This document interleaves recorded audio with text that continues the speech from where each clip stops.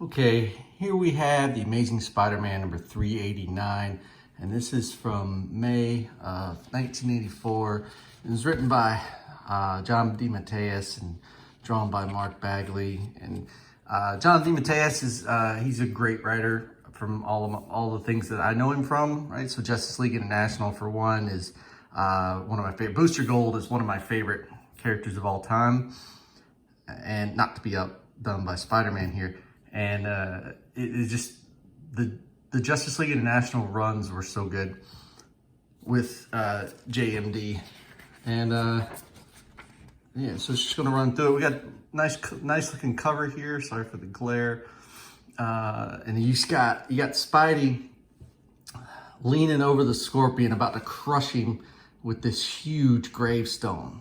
All right, and it's actually, if you flip it over, Kraven the Hunter at last, right? So this comes after Kraven's Last Hunt, which is also written by DeMatteis.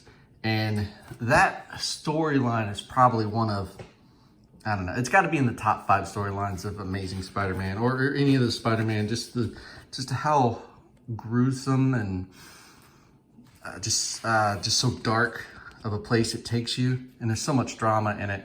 Comic books today like pale in comparison to what the comics from the 90s were able to achieve. And this it leads off with a glimpse back at the Kraven's Last Hunt, right? It shows where he captured Spider-Man and buried him alive, and took Mary Jane and stuff. And at the end of it, he just iced himself because I don't know, a lot of emotion went into this book, and you could tell. So like, even though Kraven had won, he wound up doing what he promised himself he never would do. And to him, he took the coward's way out, as told by Kraven. This book's a little bit odd to move because in the center of it, there's this the centerfold spread for Marvel's Marvel Mart. So that you used to buy directly from Marvel, and they had a mail-in order form. And there's also these little cards. So in the 90s, these trading cards were taken off, and they were going gangbusters with these things. So mostly led by the X-Men, but Spider-Man got in on the action too. And these are 3 of the cards that they just kind of talk about Spider Strength, Spider Leap, Spider Sense, and just give you kind of a rundown of his powers and how they help him. So it's a little bit difficult to move around with this cardboard in the center, but I'm gonna try my best here. All right, so we're retrospecting here into the Kraven the Last Hunt, and there's a lot of really deep thoughts right here. So Spider-Man is in the yellow, and you'll see later on the Chameleon will be in green, but Spider-Man's thoughts are in yellow, and he's kind of reliving all the things he's been through recently. Starting with Kraven, burying him, taking over his life, and then killing himself. And he also talks about how the I'm gonna say this wrong, simulacra of his, the Inhumans had this stuff that they can, I don't know, it kind of works like the scroll, where they could just take different shapes. And they sent Peter Parker's parents back into his life, and they were just these inhuman constructs, and it really screwed with his head. And so you see him kind of reliving all this stuff, and where he's like, he says right here, and mourned again when he lost them a second time. But the time for mourning is over, and the hour of retribution is here. Now this is so Mark Bagley, like this is so Bagley on the art right here. Of course it is, because he drew it, but so Mark Bagley always had these huge whites for the eyes here, and Spider-Man's, all of his joints were super narrow, right? Like he's wearing a corset and knee braces and stuff. So, and his neck is always really skinny. And that's how I do Spider-Man, and I like it. Some people don't like it, but Bagley gave us Carnage. You gotta give him a ton of respect. Also Ultimate Spider-Man. But this is part 4 of the pursuit, the faceless man. So we're rolling in here, and you see him walking up to this church. And again, he's one name pounds like a drum beat in his brain. One name thunders far louder than the storm. Chameleon, chameleon. And he bursts through the door. Chameleon. He's just on the hunt for this guy. And of course, Chameleon's already set all this place up with tons of traps, right? First thing, bam, tigers. So you got all these tigers going after him. And he's not even like acknowledging, he's not quipping. There's no like funny one-liners here that Spider-Man's dishing out. He's just he's like, you're not going to stop me. I'm coming for you, Chameleon, and I'll kill you. Do you hear me? Like, that's serious. I'll kill you. There's only a couple of times where Spider-Man has made declaratives to that level. And one that rings out most in my head is Amazing Spider-Man number 121, the death of Gwen Stacy, and the Green Goblin is like drops her, and Spider-Man tries to catch her, but her neck snaps, and he's laying there and he's holding her body, and he's just looking up, and he's like, "I'll kill you," right? Like, this is another one of those times, and then it cuts right over to Kraven, or is it? Dun dun dun, right? So Kraven appeared. All right, it's Chameleon, but so Chameleon as Kraven. What have I done? What have I done? He's out of his mind. Look at him, more of an animal than the beast I sent to slay him, and he's just really freaking out.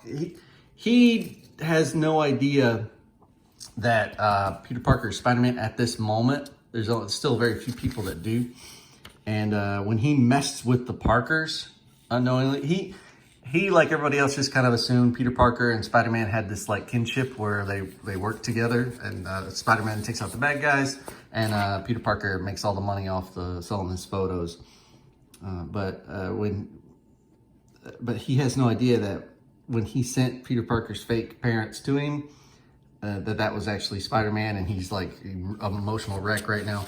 Of course, it's the 90s, and X-Men was nuts. All right, so everywhere there's X-Men, the 90s cartoon, one of my favorites. Da-da-da-da-da-da. You'll not be able to get that song out of your head now. Yeah, and he just starts, all he ever wanted, Sergey, and he starts talking to himself, actually to Kraven, but to himself. And apparently, this is when you find out that Sergey and the Chameleon, or so Kraven the Hunter and Chameleon knew each other before they were villains. All right, so he's just reminiscing and kind of morphing in and out. And you can tell here, like, his sanity is on the edge. All right, he's barely holding it together. And he just reminisces, not just friendship, but life. You gave me life, Sergey, sharing your potion with me, staving off old age and disease and death. So that kind of, I guess they kind of use that as a trope to kind of help these people live longer in the comic book world. I really never thought it needed addressing, but they addressed it, so, all right. And who better to do it than I? He's talking about, he's gonna finish Spider-Man. Yeah, he drove you to a base and cowardly end, death by your own hand, and for that he must be punished. And who better to do it than I, Dmitri Smerdyakov, which is Chameleon's real name. And then it flashes back to Spider-Man fighting these tigers. I'm gonna go ahead and say Bengal tigers. Yeah, he's never allowed himself this kind of freedom. He's always struggled to uphold some ill-defined moral code. Ill-defined moral code, like that's never, honestly, that's never who Spider-Man was. Like, it's never been ill-defined. It's been very, very, very defined, as in with great power also comes great responsibility. So that's a bit of a stretch, but he I guess he's talking to himself, and so he's questioning the foundation of all that, and so it fits here. But what good has it done him? No more controls. No more controls, he thinks, as he begins to bend the tiger's neck. So he has him by the throat and he's bending his head back, like just rotating it. As the animal's bones reach the breaking point, no more morality. And he's about to kill this tiger. No more. And I honestly, the first time I read this, I thought it was done. I thought he did it.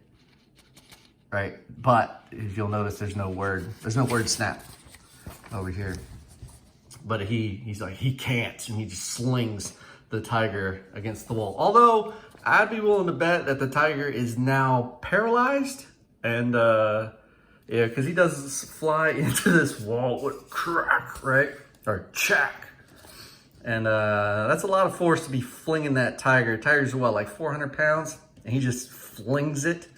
Yeah, that even though he didn't kill him, yeah, that tiger's gonna die soon. For all the boiling rage, for all the hurt and madness, he will not take this creature's life, but he will paralyze it.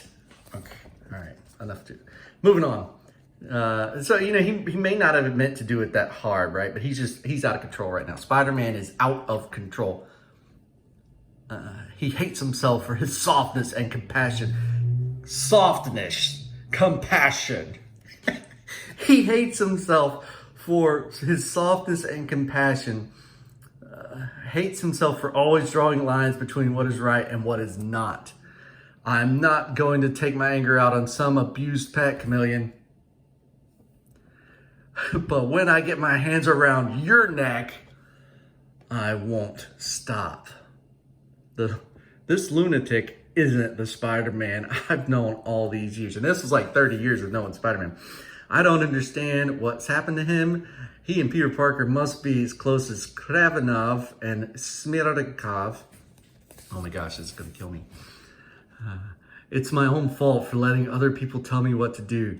The plan, okay, yeah, so here we go. Yep, that plan, creating constructs of the Parker, it set Spider-Man off somehow, made him crazy. Why do I let myself get talked into these things? So here it is, right there. Poor old Chameleon. Why did he let himself get talked into this?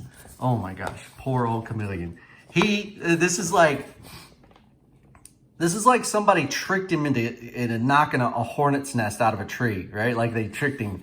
He's like, oh, here's this nice rock. Bet you can't hit that hornet's nest. Oh, I bet I can. Smack. Hornets. Oh my God. I'm in trouble. I'm in trouble. Yeah, so he just walks through this house and there's all kinds of things, right? It's another creepy moment. You see a coffin standing up. It's got spiders crawling all out of it. Foreshadowing. And freaking Chameleon is losing it himself, right? He's like, I'm Kraven, Smirkov, Kraven, Smirkov. Like, it's a very Gollum Schmeagol thing going on here. He's losing it. And he's feeling the pressure. And Spider-Man opens it up. He sees himself. Now, they were so good at the key elements here, right? So, Spider-Man's spider sense not going off. The word snap when you thought, or I thought, he broke the tiger's neck, but they didn't put because he didn't do it. And then that one, and so no spider sense. So he's like, and this kind of looks like it. It could give you that impression, but man, they did such a good job, like just throwing you. And he just grabs the mask and rips it off, and it's a mannequin. Nothing. Spider-Man knew before he removed the mask that an empty face would be waiting, hollow eyes staring back into his. The coffin, the body, these are just Chameleon's ways of trying to unnerve him. To remind him of the death he experienced here all those months ago and just smash as if he needed reminding. Dude, he is on the warpath. And Cravemillion is longingly touching the screen as he watches all this, right? Like he's just, oh, Spider-Man, what are you gonna do when you get me? Look at him, shaken, uncertain. Whoever I am, Sergey or Dimitri, Hunter, Chameleon, I'll have your head tonight, Spider-Man. Yeah, I don't think so, pal. There are plenty more books after this. All right, more X-Men stuff. Like, again, X-Men was all the rage at this moment in time. And then, of course, you know, what do? You throw a bunch of creepy looking stuffed animals in here. And then some spikes on the door, and then turn the lights out. First, the darkness to disconcert you. Psh. Then the light to make you blind. And now sightless and confused. So Chameleon's got him right where he wants him right now. The tension ripens. Come on, Chameleon. Laser beams from the freaking laser beams out the eyes of the stuffed taxidermied creatures here. You should know better than anyone that I've been dancing through death traps like this for years. They're just, so he's visually blind, but you know, he's got his spider sense, and that's all he needs. You see it kicking up right there. Come on, Chameleon. And then a few moments later, I'm sure he has his sight back. The door, if I don't get this leap just right, those spears will take me apart. And he just cracks it. Now, I love this right here. So on the other side of the door, Kraven's there. Wait, Chameleon is waiting, just standing there like freaking Jose Canseco, and just crack. Now, Spider-Man, he eats it, right? Like the spider sense is kicking over here and he dodges these laser beams, but he just eats this freaking bow staff to the face and doesn't care. He doesn't care. Like, he's still like just looking at him confused. Like, what are you serious? Do you know how mad I am right now? Thum. Right, or Cthulhu, Cthulhu, there you go. You're not Kraven, you're just a pathetic copy. And I don't want any copies. I want you, Chameleon. No, and he throws like all of his bolos, just all of them. I don't even know how one can physically throw that many bolos at one time. I think there's like a physics problem there with some, the spinning things, and there you go, pages. And he just, what does he do? He swats them. Or he grabs them and just snatches them up. I'm not a copy. I am. And here we do see something. All right, so I am and catch. All right, and then snap. And he just breaks this guy's arm. Like, he shatters it like Bossel would. Spider-Man's doing this to a regular, unpowered human. I mean, he's powered so he can do the shape-shifting thing with his face, but he can't, he doesn't have super strength, and he can't just like heal his bones immediately. Can't do it without hiding, can you? Haven't got the guts to face me man to man. You'd rather hurt innocent people than risk your own neck.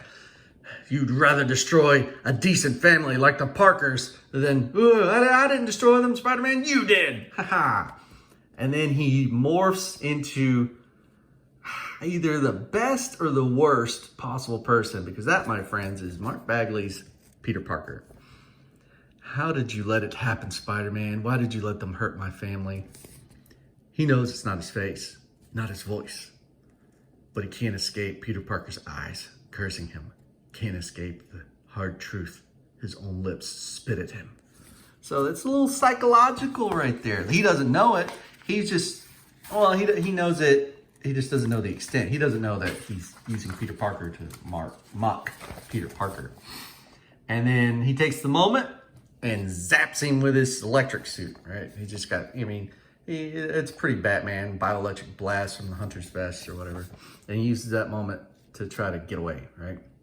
He's like, oh crap. He's like, the effects of the blast are already fading. Spider-Man is stirring. All right, time to cut loose. Kraven perhaps would take the risk. Smirdikov doesn't. It's over now. He knows it, so he's gone. He's just out running. There's a picture of them two, Kraven and Pre-Chameleon, Smirdikov. And he's out, he's running through the graveyard. And then you hear this, and this is pretty interesting. He's like, my best friend, I loved him, I hated him, I snitched. So you just hear this like twig snap behind him. And then he just starts blasting into the woods, just blasting everywhere. Just random shooting at noise. And of course, Spider-Man easily dodges all that and gets behind him.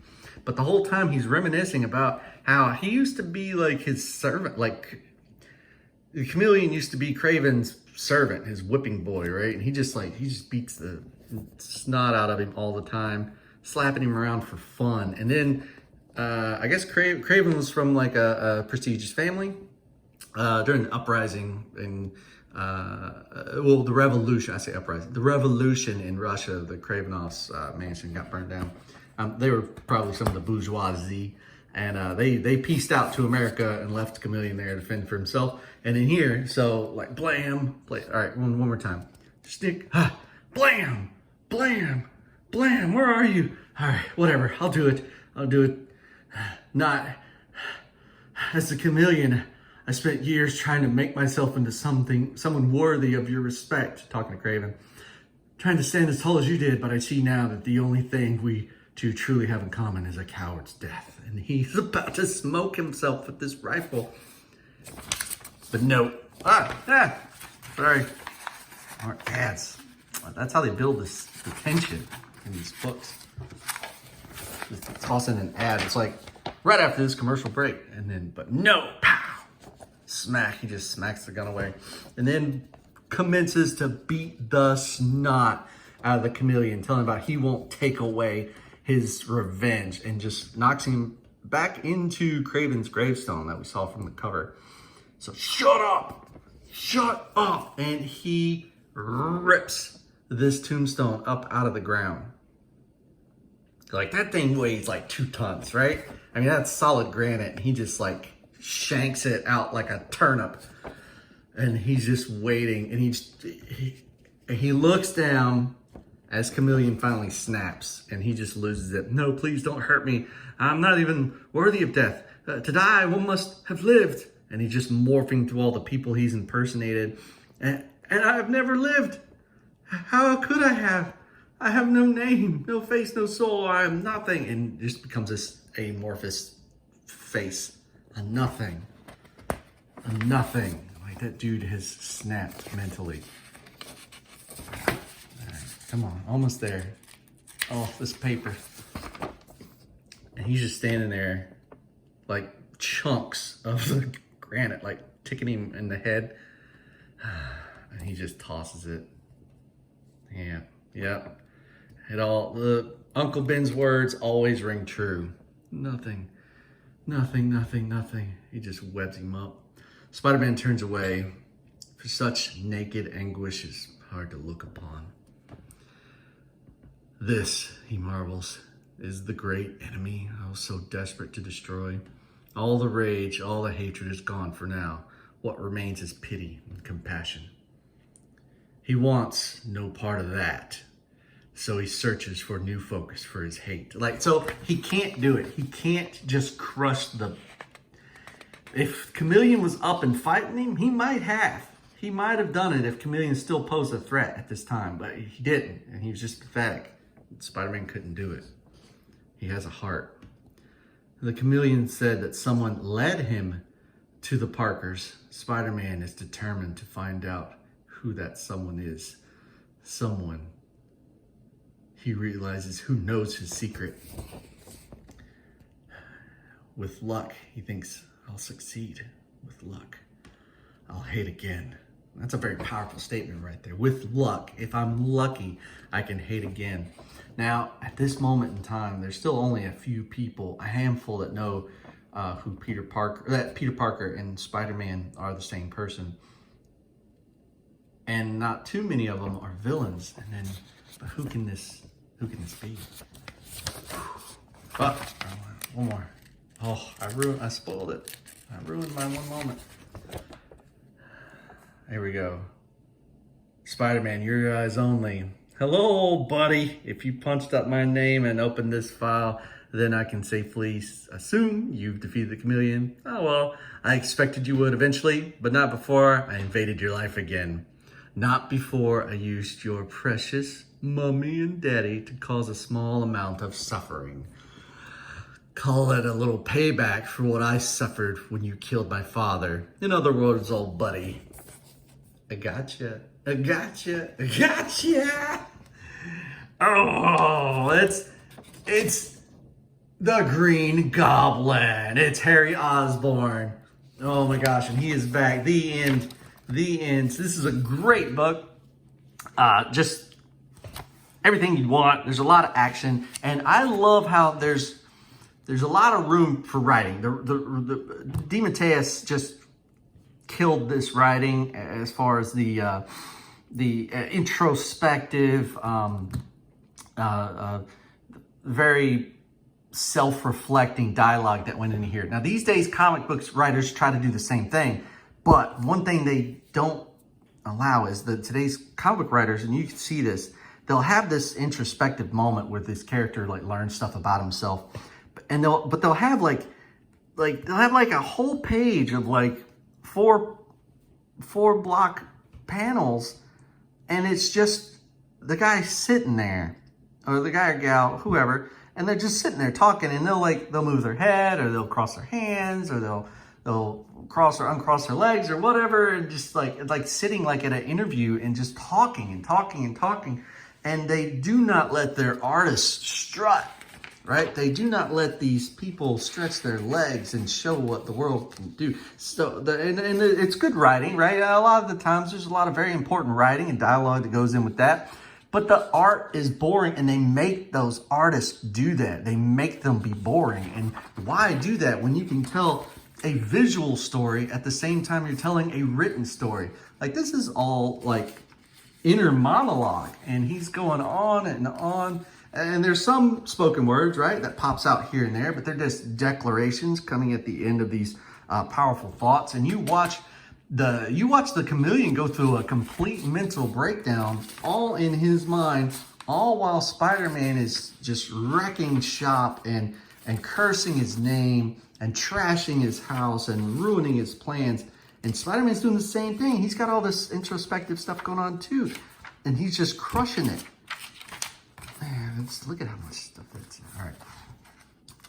And all this is happening and moving at the same time. So this is proof that you could write a good story with writing, and tell a good story with the art all at the same time.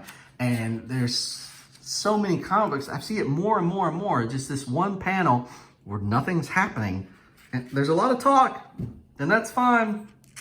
But I mean, I'm not reading a light novel, right? I want the action too, right? Everybody does, right? That's why comic books are so great.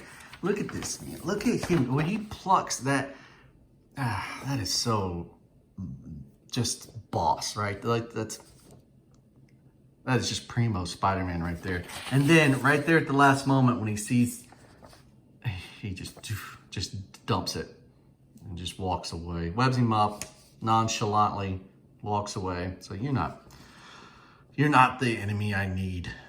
I can't let my hate out on you, right? That's just pathetic. And it tells that story here. This is a great book. I give this, I don't know if I have a grading system now, which I guess I can implement one. I'm gonna give this bad boy a B+. No, you know what? A-. So I don't like all this. So the comic book itself, story is an A. The comic book construction, it still holds up well after 1984. It's still the comic book paper, standard paper, right, from the 90s.